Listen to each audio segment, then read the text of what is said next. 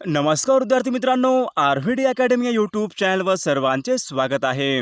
आजच्या व्हिडिओत आपण 60 प्रश्नांची जीकेची एक महत्त्वपूर्ण टेस्ट घेतलेली आहे. या टेस्टमधील सर्व प्रश्न हे खूपच महत्त्वाचे आहेत. व्हिडिओ सर्वांनी शेवटपर्यंत पाहायचा आहे. व्हिडिओ आवडल्यास व्हिडिओ लाईक आणि चॅनलला सबस्क्राईब करायचं आहे, कारण तुम्हाला अशी महत्त्वपूर्ण व्हिडिओज नक्कीच बघावयास मिळतील. तर व्हिडिओला सुरुवात करूया.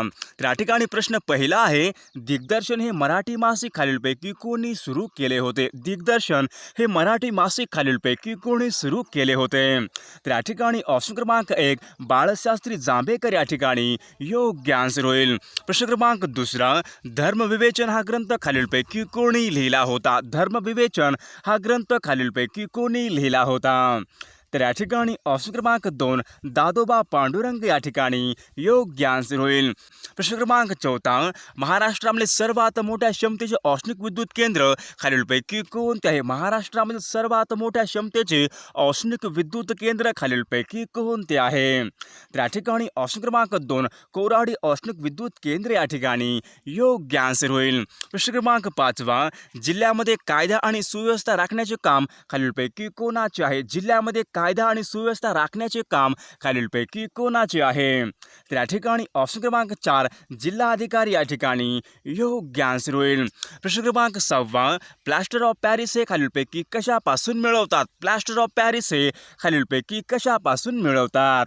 तर या ठिकाणी ऑप्शन क्रमांक 3 जिप्सम या ठिकाणी योग्य आन्सर होईल. प्रश्न क्रमांक 7, कांद्यामध्ये अन्न कोणत्या स्वरूपामध्ये साठवले जाते? कांद्यामध्ये अन्न हे खालीलपैकी कोणत्या स्वरूपामध्ये साठवले जाते?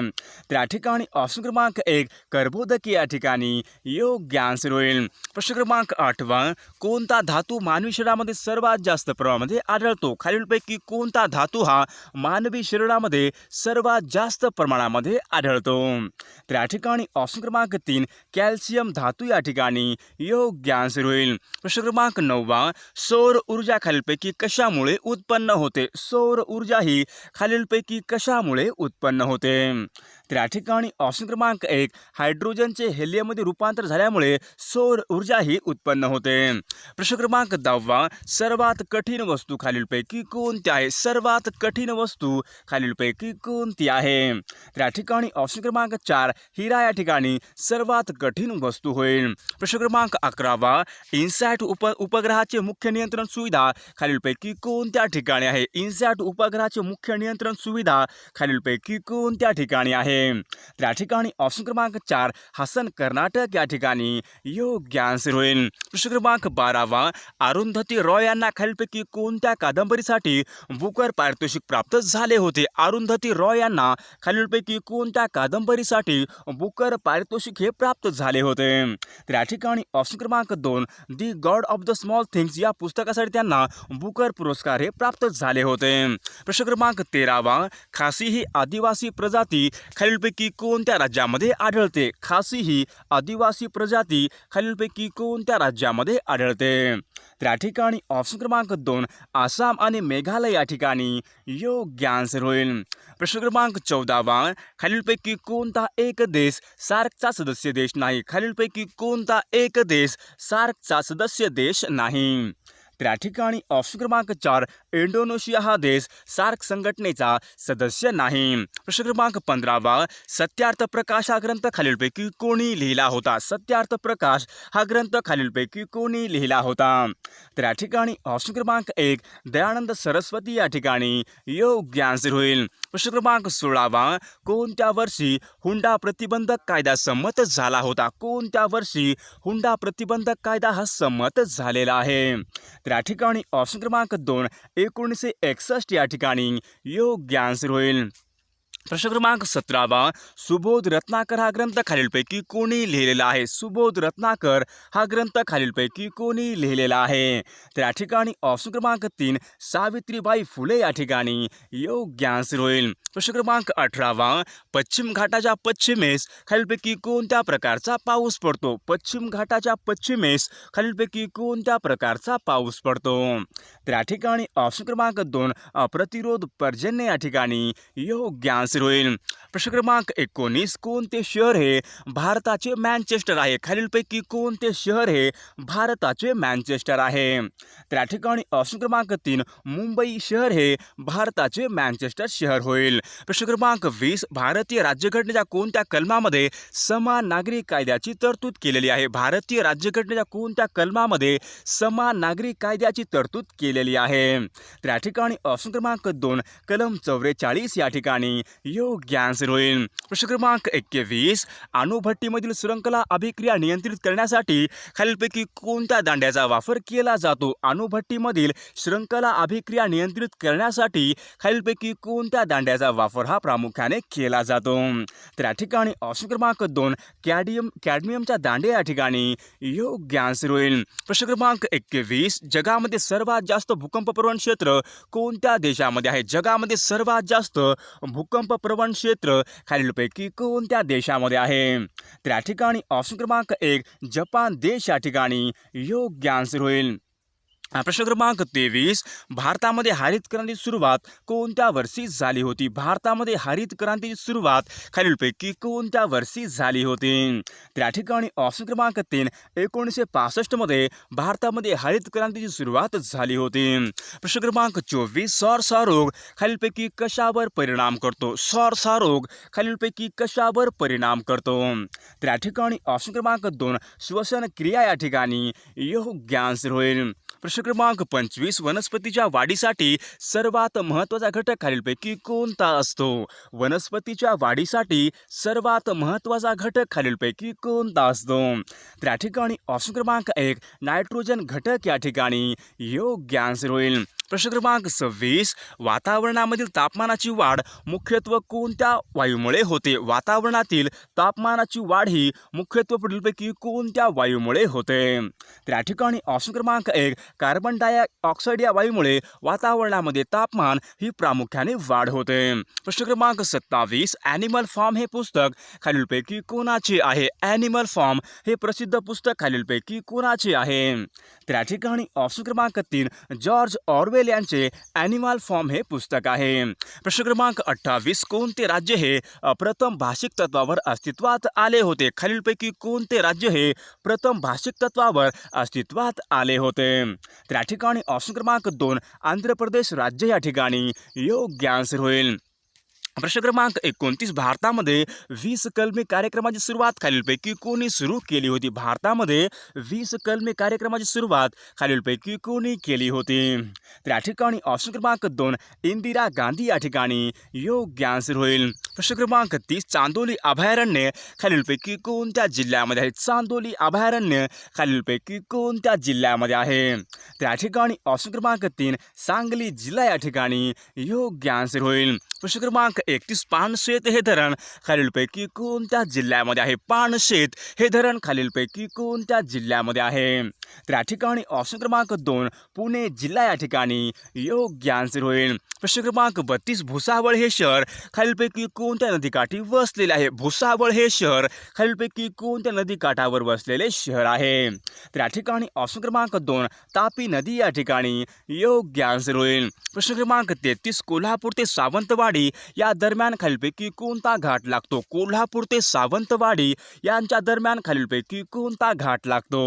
तर या ठिकाणी ऑप्शन क्रमांक 1 आंबोली घाट या ठिकाणी योग्य आन्सर होईल. प्रश्न क्रमांक 34 महाराष्ट्रामध्ये कोणते ठिकाणे बोरासाठी प्रसिद्ध आहे? महाराष्ट्रामधील खालीलपैकी कोणते ठिकाणे बोरासाठी प्रसिद्ध आहे? तर या ठिकाणी ऑप्शन क्रमांक 3 मेहरून या ठिकाणी योग्य आन्सर होईल. प्रश्न क्रमांक 35 धर्मतर व राजापूरची खाडी खालीलपैकी कोणत्या जिल्ह्यामध्ये आहे? धर्मतर व राजापूरची खाडी खालीलपैकी कोणत्या जिल्ह्यामध्ये आहे? तर या ठिकाणी ऑप्शन क्रमांक 2 रायगड जिल्हा या ठिकाणी योग्य आन्सर होईल. प्रश्न क्रमांक 36 एकलहारे औष्णिक विद्युत केंद्र खालीलपैकी कोणत्या जिल्ह्यामध्ये आहे? एकलहारे औष्णिक विद्युत केंद्र खालीलपैकी कोणत्या जिल्ह्यामध्ये आहे? तर या ठिकाणी ऑप्शन क्रमांक 3 नाशिक जिल्हा या ठिकाणी योग्य आन्सर होईल. प्रश्न क्रमांक 37 महाराष्ट्र राज्य वखार महामंडळाचे मुख्यालय खालीलपैकी कोणत्या ठिकाणी आहे? महाराष्ट्र राज्य वखार महामंडळाचे मुख्यालय खालीलपैकी कोणत्या ठिकाणी आहे? तर या ठिकाणी ऑप्शन क्रमांक 3 पुणे या ठिकाणी योग्य आन्सर होईल. प्रश्न क्रमांक 38 महाराष्ट्रामध्ये कोणत्या ठिकाणी हत्तीरोग संशोधन केंद्र आहे? महाराष्ट्रामध्ये कोणत्या ठिकाणी हत्तीरोग संशोधन केंद्र आहे? तर या ठिकाणी ऑप्शन क्रमांक 2 वर्धा या ठिकाणी योग्य आन्सर होईल. प्रश्न क्रमांक 39 आलेप्पी हे भारतामधील प्रमुख बंदर खालीलपैकी कोणत्या राज्यामध्ये आहे? आलेप्पी हे भारतामधील प्रमुख बंदर खालीलपैकी कोणत्या राज्यामध्ये आहे? तर या ठिकाणी ऑप्शन क्रमांक 3 केरळ या ठिकाणी योग्य आन्सर होईल. प्रश्न क्रमांक 40 नेवेली दगडी कोळसा क्षेत्र हे खालीलपैकी कोणत्या राज्यामध्ये आहे? नेवेली हे दगडी कोळसा क्षेत्र खालीलपैकी कोणत्या राज्यामध्ये आहे? तर या ठिकाणी ऑप्शन क्रमांक 2 तामिळनाडू राज्य या ठिकाणी योग्य आन्सर होईल. प्रश्न क्रमांक 41 भारतामध्ये सर्वात मोठ्या गोड्या पाण्याचे सरोवर उलर हे खालीलपैकी कोणत्या राज्यामध्ये? भारतामध्ये सर्वात मोठ्या गोड्या पाण्याचे सरोवर उलर हे खालीलपैकी कोणत्या राज्यामध्ये आहे? तर या ठिकाणी ऑप्शन क्रमांक 3 जम्मू काश्मीर राज्य या ठिकाणी योग्य आन्सर होईल. प्रश्न क्रमांक 42 भारतामध्ये सर्वात मोठ्या खाऱ्या पाण्याचे सरोवर चिल्का हे सरोवर खालीलपैकी कोणत्या राज्यामध्ये? भारतामध्ये सर्वात मोठ्या खाऱ्या पाण्याचे सरोवर चिल्का हे सरोवर खालीलपैकी कोणत्या राज्यामध्ये आहे? तर या ठिकाणी ऑप्शन क्रमांक 4 ओडिशा राज्य या ठिकाणी योग्य आन्सर होईल. प्रश्न क्रमांक 43 पश्चिम किनाऱ्यावरील ओखा हे बंदर खालीलपैकी कोणत्या राज्यामध्ये आहे? पश्चिम किनाऱ्यावरील ओखा हे बंदर खालीलपैकी कोणत्या राज्यामध्ये आहे?